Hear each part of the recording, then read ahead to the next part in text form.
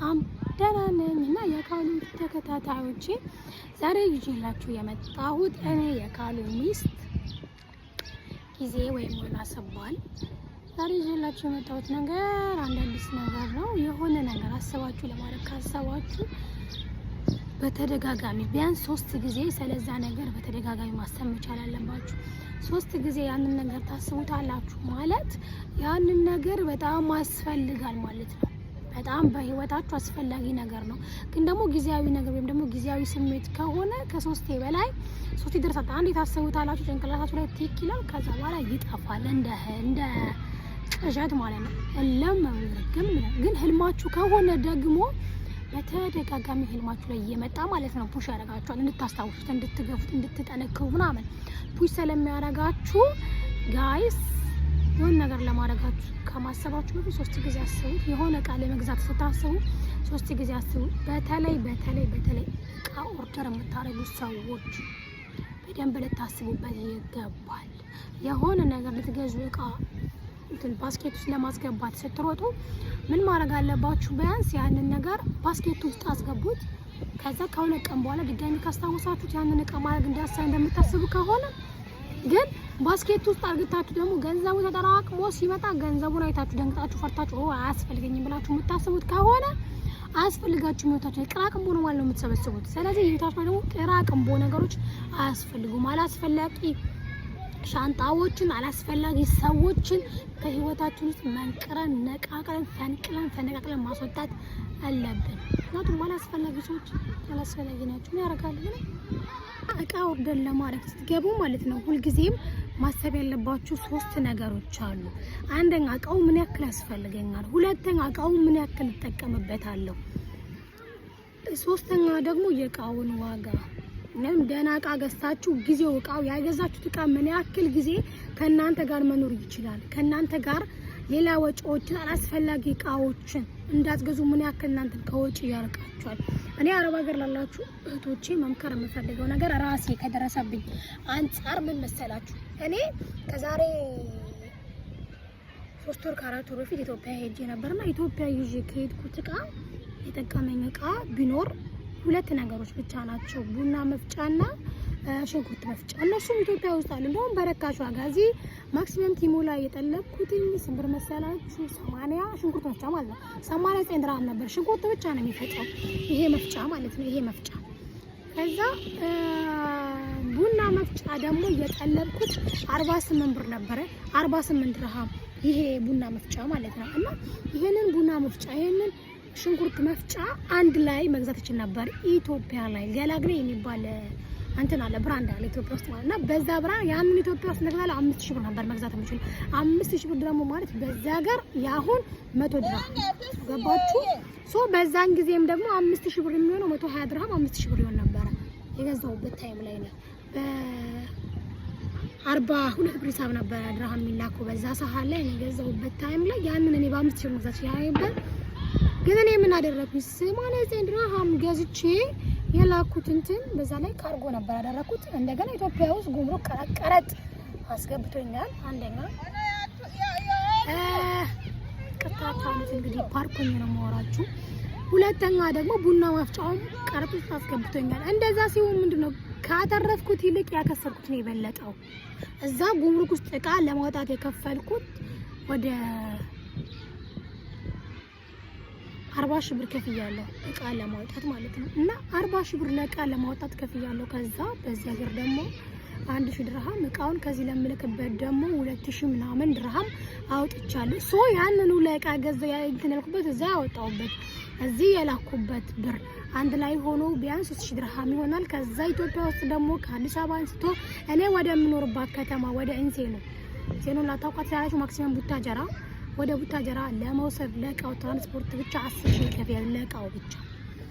በአጠቃላይ ስንት አጥቻለሁ ቢባል 3200 ድርሃም ምናምን። ያ 3200 ድርሃም አሁን ላይ ብልካው እነዛን ሙሉ እቃዎች ኢትዮጵያ ውስጥ ይገዛልኛል ያለ ምንም ድክመት። እሱም እቃውን የገዛውበት የእያንዳንዱን ሂሳብ ሳልሰራ እቃውን ይገዛልኝ ነበር የላኩበት እዛ ጉምሩክ ያወጣሁበት ይሆን ነገር ያደረኩበት። እና ፕሊስ ቃል ሰብስ ምንም ማረግልኝ ምንም እኔ ካታደርኩት ግን የከሰሩት ነው የሚበልጥ። ይዤ የኩት አብዛኛው ምንድነው ብትሉኝ ጨርቅ ሰልባጅ ነበርና ይዤ ሰልባጅ ለተሻቸዋል ካላችሁ የለበስኳቸው በቁጥር 3-4 ቀሚሶች፣ 3-4 ጂንስ ሱሪዎች፣ ቲሸርቶች፣ 4-5 ጂንሶች እና ጫማዎች ብቻ ለብሻለሁ። በጫማ እንትን ሰለም ከዛ ውጭ ግን ያለ ያ ሁሉ ከዚህ ሰብስቤ የሄድኩት ኮተት ቁም ሳጥን ማሙቅ ነበረ። ምንም ያረግ ወጣ ስል ለብሰዋለሁ ግን አስፈላጊ ኮተት አይደለም። እንደውም እዛው ለብሰን ትንስል ያሸማቅቀኛል። ሀገሬ ስለሆነ ይሁን አላውቅም። እዚህ ለካ የሆነ ልብስ ስንገዛ መኪና ውስጥ የሚለበስ ነው። ገብታችኋል አይደለም? የሆነ ጋር ስትሄዱ በመኪና ስለሆነ እዚህ የምንንቀሳቀሰው ኢትዮጵያ አትታዩም፣ እይታ የለውም። እዚህ የሆነ የምትሄዱበት ቦታ ብቻ ነው የምትታዩት። ከዛ ውጭ ግን መንገድ ላይ ያሳቅቃችሁ። ኢትዮጵያ ውስጥ ግን መንገድ ላይ ያሳቅቃችኋል። ሁሉም ሰው ፎከስ ወደ እናንተ ሲያረግ የሆነ ሰላም ይነሳችኋል። ገብታችኋል? ቴንሽን ይስባል፣ እይታ ይስባል። ያ ነገር ደግሞ ለኛ ጥሩ አይደለም። ለኛ መታየቱ ጥሩ አይደለም ባይነኝ። ስለዚህ ጋይስ የምወዳችሁ የምትወዱኝ የማከብራችሁ የምታከብሩኝ ይሄንን የዩቲዩብ ቻናል ሰብስክራይብ ያደረጋችሁ ሼር ያደረጋችሁ ኮፒ ያደረጋችሁልኝ ኮፒ ሼር ነው የሚባለው እንደዚህ ደውል ምልክቱም አለ ማካችሁ የተጨመሩልኝ አዲስ ዩቲዩብ ጀማሪ ነኝ። ሶ በቀላለው በቅርቡ ከባሌ ጋር ዛሬ ግን ብቻዬን ነው መስራት የምችለው፣ ብቻዬን እየቀረብኩኝ ነው። ለወደፊት ደግሞ የተለያዩ ፕሮግራሞችን ይዘን በሰፊው እንቀርባለን። ለጥያቄዎች ካላችሁ በምን ዙሪያ ልስራላችሁ እስኪ በዚህ ዙሪያ ስለኝ አንቺ ምን አየሽ የምትሉኝ ሰዎች ካላችሁ እናገራለሁ። የህይወት ተሞክሮዬንም እነግራችኋለሁ፣ አካፍላችኋለሁ። እያልን እየተመካከርን ማውገዝ ያለብንን ነገር እያወገዝን ማድረግ ያለብንን ነገር እያደረግን ወደፊት እና የሆነ ቃል መግዛት ስታስቡ 3 ጊዜ ማሰብ መቻል አለባችሁ። 3 ጊዜ ካላሰብነው ለኛ አዳጋጅ ነውና። ሁለተኛ ኢትዮጵያ በነበርኩበት ጊዜ ምን ተማረን? ለሰዎች ምንም አይነት ነገር ይዛችሁ ብትሄዱ አይጠቅሟቸውም፣ አያመሰግኗችሁ ምንም ነገር ማለት ነው። ብችሉ ኢትዮጵያ ላይ ኮተት ዕቃ ይዛችሁ ከምትሄዱ ገንዘባችሁ ሴፍ አድርጋችሁ ብትሄዱ በገንዘባችሁ ብዙ ነገር ማድረግ ትችላላችሁ። በሰዓት ገንዘብ ነው፣ ጉልበተኛ ገንዘብ ነው፣ አቅም ያለ ገንዘብ ነው። ሀቢባት ገንዘብ ካላችሁ ሁሉም ነገር አለ። ገንዘብ ካለሽ ቤተሰብ አለ። ገንዘብ ከሌለሽ ስቲል ቤተሰብ ራሱ የለም። እንደዚህ በማለቴ በጣም ይቅርታ ሊከፋችሁ ይችላል። እኔ ወንድሜ፣ እኔ እናቴ፣ እኔ አባቴ፣ እኔ እንደዚህ እኔ ምን ትስዬ እኔ ክብትር ስዬ አይሰራም። እዚህ ምድር ላይ የምሰራው ገንዘብ ገንዘብ ገንዘብ ገንዘብ ገንዘብ ብቻ ነው። እና እኛ ደግሞ የአረብ ሀገር እህቶች ከባድ ችግር አለብን። ችግራችን ምንድን ነው? ገንዘብ አጠቃቀም ምንም አንችልም። ገንዘብ አጠቃቀም ገብርኤል ምንም አንችልም። ለምን መሰላችሁ? በወር የሚከፈለን ደሞዝ ብዙ ነው በኢትዮጵያ ሲሳላ። ግን ኢትዮጵያ ያሉ ሰዎች ደግሞ አንድ ከባድ ችግር አለባቸው። እና በዚህ ሀገር የሚከፈለንን ድርሃም እነሱ በድርሃም አይደለም የሚያስቡት ኢትዮጵያ ነው። ሶ 1000 ድርሃም የምትቀበሉ ከሆነ የወር ደሞዛችሁ 1000 ብር ከሆነ የሚሆነው በኢትዮጵያ ሲመነዘር በአሁኑ ምንዛሬ 50 ሺህ ብር ነው ማለት ነው። እነሱ የሚያስቡት 50 ሺህ ብር ደሞዝተኛ ናችሁ፣ ሀብታም ናችሁ ነው ሪል ግን እና እነሱ የሚያስቡት እናንተ በወር 40 ሺህ ብር እንደምታውቁ 50 ሺህ ብር እንደምታውቁ ግን ሪል ላይፉ ሲነገር እናንተ 50 ሺህ ብር ይከፈላቸዋል። እነሱ ኢትዮጵያ ውስጥ ያለባቸው ወጪ እናንተ የለባችሁም። እነሱ ኢትዮጵያ ላይ እየኖሩ ነው፣ እናንተ ደግሞ እየኖራችሁ። እናንተ እዚህ ምንድናችሁ ካላችሁ ሰራተኛ ነን። የለሰው ደስታ እንጂ ለራሳችን ደስታ አንዳከርም። ልጅ መጠበቅ እንግዲህ እንደዚህ እኛ እዚህ ሀገር ስንኖር የምንኖረው ለሰው ነው፣ ለኛ አይደለም። እስቲ መልበስ የምንፈልገውን ልብስ አንለብስም፣ መብላት በምንፈልግበት ሰዓት አንበላም፣ መነሳት በምንፈልግበት ሰዓት አንነሳም። እነሱ በሚፈልጉበት ሰዓት ነው። እስኪ አብዛኛው አረቦች ቤት ስትገቡ ቤታቸው ስትገቡ ነው የሚጀምረው ህጋቸው፣ ቃኑናቸው። ያ ማለት እንዴት ነው? ጠዋት 5 ሰዓት መነሳት ካለብሽ ለልጆቹ እኮ 7 ሰዓት ተኩል ነው፣ ግን 5 ሰዓት ነው ትንሽ። ያ ማለት ከ2 ሰዓት ተኩል በፊት ቀርበሽ ከ1 ሰዓት ትንሽ በ1 ሰዓት ልዩነት ውስጥ ማስተካከል የምትሰሪው ስራ ነው። 2 ሰዓት ወይ ቀድመሽ ትንሽ። ኢትዮጵያ ውስጥ ደግሞ እንደዛ አይደለም። 12 ሰዓት ተነስተው ነው የሚሰሩት ስራቸው። እኛ ደግሞ እዚህ 10 ሰዓት ተነስተን ነው የምንሰራው። ኢትዮጵያ ውስጥ ምሳ ሰዓት ላይ ምሳቸውን በልተው ቡናቸውን ጠጥተው ሪላክስ አድርገው የሚፈልጉትን ሰው አግኝተው ሄደው ሰላም ብለው አረለ ስራ መልሰው የሚገቡት። እኛ ደግሞ ነው ምሳ የምትበሉት ራሱ የሆነ ሰዓት ብላችሁ ላትበሉ ትችላላችሁ፣ ሳትበሉ ልትሉ ትችላላችሁ። ጊዜ ዝም ብሎ ያልፋል፣ ይቀራል። ስለዚህ እነሱ ሲኖሩ ነው የቤት ኪራይ የሚከፍሉት። እነሱ መኖር ስለጀመሩ ነው የውሃ የሚከፍሉት እነሱ መኖር ስለጀመሩ ነው። የማብራት የሚከፍሉት እነሱ መኖር ስለጀመሩ ነው። የራሳቸውን አስቤዛ የሚያወጡት።